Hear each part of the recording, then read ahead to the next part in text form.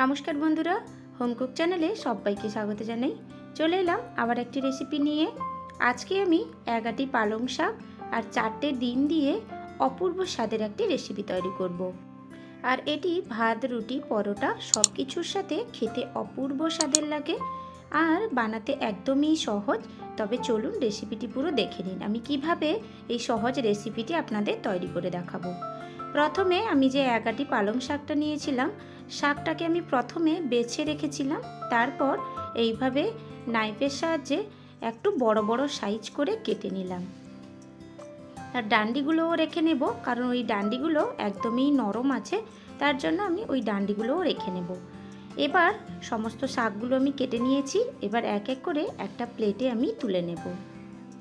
আপনারা তো পালং শাক দিয়ে বিভিন্ন রকমের রেসিপি তৈরি করে খেয়েছেন। এইভাবে আমার মতো একবার বানিয়ে দেখুন, আশা করি আপনাদের খুব ভালো লাগবে।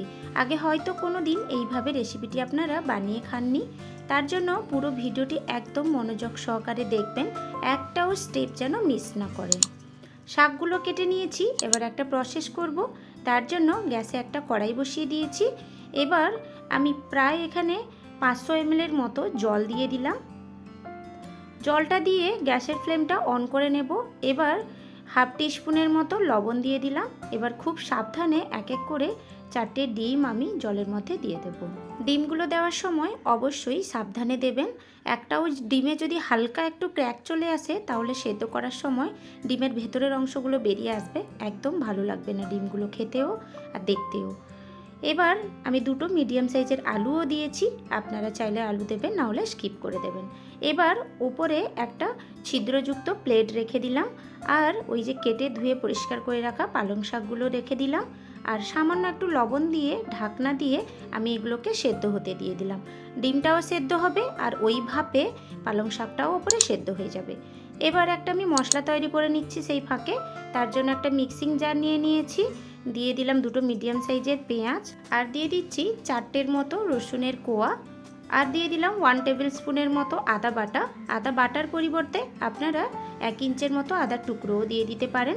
আর দিয়ে দিলাম 1 টিস্পুনের মতো গোটা ধনে, আর একটা মাত্র কাঁচা লঙ্কা দিলাম। আপনারা স্বাদ অনুযায়ী কাঁচা লঙ্কাটা দিয়ে নেবেন। আর একটা মিডিয়াম সাইজের 4 টুকরো করা টমেটো দিয়ে দিলাম, আর সামান্য একটু জল দিয়ে আমি এগুলোকে একদম মিহি করে পেস্ট করে নেব। আমি এখানে লঙ্কার পরিমাণটা একটু কম দিয়েছি, আপনারা যদি ঝাল ঝাল খেতে পছন্দ করেন তাহলে একটু বেশি দিয়ে নেবেন। সমস্ত কিছুকে আমি একদম মিহি করে পেস্ট করে নিয়েছি। এবার একটা বাটিতে আমি ওই মশলাগুলোকে বের করে নিচ্ছি, কারণ ওই মিক্সিং জারে আমি আরেকটা প্রসেস করব। বাটিটা এবার সাইডে রেখে আমি দেখে নিচ্ছি ওপাশে ডিম, আলু আর ভাপে যে শাকটা দিয়েছিলাম ওটা চেক করে নিচ্ছি। ঢাকনাটা খুলে নিলাম, দেখুন শাকটা একদম ভালোভাবে ডিম আলুর ভাপে সেদ্ধ হয়ে গেছে। আর শাকে যেহেতু লবণ দেওয়া ছিল, শাকের যে তেতো ভাবটা থোপা থোপা করে জলের মতো পড়ে গিয়ে শাকটাও একদম তেতো ভাবটা দূর হয়ে গেছে। এবার এগুলোকে আমি একটু ঠান্ডা করতে দিয়ে দেব। ততক্ষণে ডিম আর আলুটাকে আমি একটা প্লেটে এগুলোকে তুলে নিচ্ছি। ডিম আর আলুটাও খুব ভালোভাবে সেদ্ধ হয়ে গেছে। দেখুন আমি এগুলো একদম প্লেটে তুলে নিয়েছি, আর এগুলোকে ঠান্ডা করে ডিমের খোসা আর আলুর খোসা সমস্ত ছাড়িয়ে নেব। ডিমের খোসাও ছাড়িয়ে নিয়েছি আর আলুর খোসাগুলোও ভালোভাবে ছাড়িয়ে নিয়েছি। এবার যেটা করব, এই ডিমের গায়ে ছোট ছোট করে একটা একটা করে ছুরির সাহায্যে একটু একটু কাট লাগিয়ে দেব। একদম ডিপ করে করার দরকার নেই, হালকা একটু করে বসিয়ে নিলেই হবে, শুধু মশলাটা খুব ভালোভাবে যাতে প্রবেশ করে যায়। দেখুন আমি ঠিক এইভাবে ডিমের গায়ে একটু একটু করে কাট লাগিয়ে নিয়েছি। সমস্ত ডিমের গায়ে আমি কাট লাগিয়ে নিয়েছি, আলুগুলোও ছাড়ানো হয়ে গেছে। এবার একটা ম্যারিনেশন করে নেব। তার জন্য সামান্য একটু আমি হলুদ গুঁড়ো দিয়ে দিলাম, আর সামান্য একটু লবণ দিয়ে দিলাম, আর দিয়ে দিলাম সামান্য একটু লঙ্কার গুঁড়ো। ডিম আর আলুটা ভাজার সময় যাতে কালারটা ভালো আসে, তার জন্য আমি সামান্য একটু লঙ্কার গুঁড়োটা দিলাম।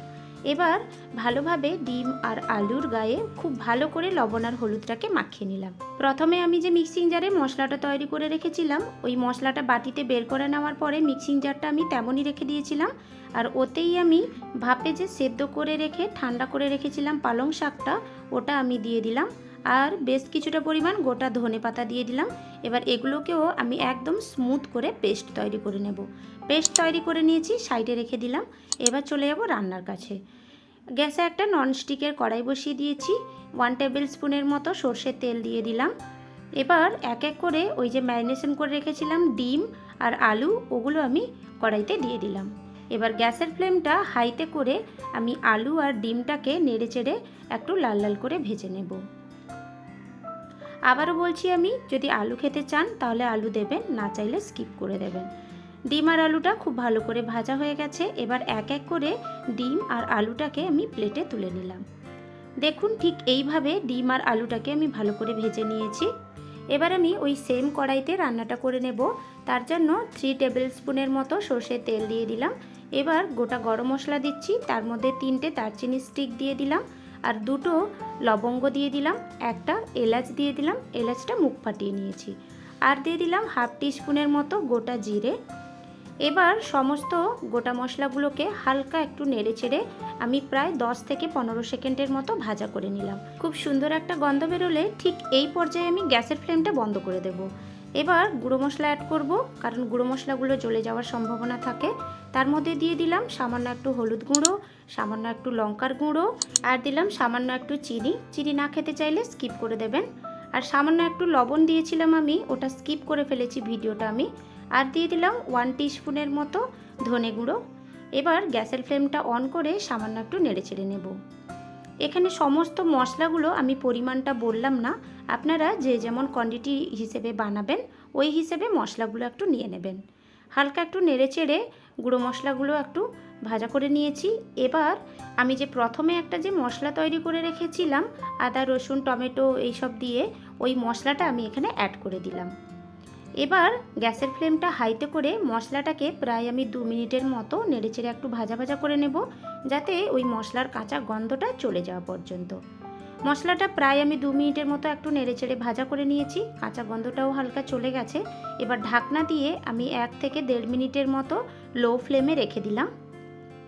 1 থেকে 1.5 মিনিট হয়ে গেছে। দেখুন, মশলা পুরো ভালোভাবে ভেজে গিয়ে একদম তেল ছেড়ে দিয়েছে। এবার খুন্তির সাহায্যে হালকা একটু আমি আবারও নেড়ে চেড়ে নিচ্ছি। আমি হালকা একটু খুন্তির সাহায্যে মশলাটাকে নেড়ে চেড়ে নিয়েছি, প্রায় হাফ মিনিটের মতো হবে নেড়ে চেড়ে নিয়েছি। এবার ডিম আর আলুটা যে ভেজে তুলে রেখেছিলাম ওটা আমি এখানে দিয়ে দিলাম। এবার ডিম আর আলুটা দিয়ে প্রায় আমি 1 মিনিটের মতো একটু নেড়ে চেড়ে মশলার সাথে কষিয়ে নেব, যাতে ডিমের গায়ে যে হালকা করে কাট লাগানো আছে ওতে মশলাটা খুব ভালোভাবে প্রবেশ করে যাবে আর ডিমটাও খেতে সুস্বাদু লাগবে। ডিম আর মশলাটা আমি একটু নেড়ে চেড়ে কষিয়ে নিয়েছি। এবার যে পালং শাক আর ধনেপাতাটা পেস্ট করে রেখেছিলাম ওটা আমি এই পর্যায়ে অ্যাড করে দিলাম। এবার পালং শাকটা দিয়ে আমি সমস্ত কিছুকে একসাথে খুব ভালোভাবে 1 থেকে 1.5 মিনিটের মতো নেড়ে চেড়ে একটু কষিয়ে নেব। সমস্ত কিছুকে একসাথে আমি বেশ কিছুক্ষণ নেড়েচেড়ে একটু কষিয়ে নিয়েছি, প্রায় 1 থেকে 1.5 মিনিটের মতো। এবার মিক্সিং জারটা ধুয়ে আমি এখানে প্রায় 1.5 কাপের মতো জল অ্যাড করে দিলাম। আমি এখানে 1.5 কাপের মতো যেহেতু জল অ্যাড করলাম, কারণ আলু ডিম সব কিছুই সেদ্ধ রয়েছে, সামান্যক্ষণ একটু ফুটিয়ে নিলেই তরকারিটা রেডি হয়ে যাবে। আপনারা কিন্তু আপনাদের কোয়ান্টিটি অনুযায়ী জলটা অ্যাড করে নেবেন। এবার সমস্ত কিছুকে খুব ভালো করে আমি জলের সাথে মিক্স করে নিলাম। এবার আমি ঢাকনা দিয়ে প্রায় 2 থেকে 3 মিনিটের মতো লো ফ্লেমে রেখে দেব। 2 থেকে 3 মিনিট হয়ে গেছে, ঢাকনাটা খুলে নিলাম। দেখুন, রান্না আমার সম্পূর্ণ রেডি হয়ে গেছে। এবার হালকা একটু নেড়েচেড়ে দেখে নিচ্ছি কতটা পরিমাণ জুস রাখবো বা গ্রেভিটা ঠিকঠাক হয়ে গেছে কিনা।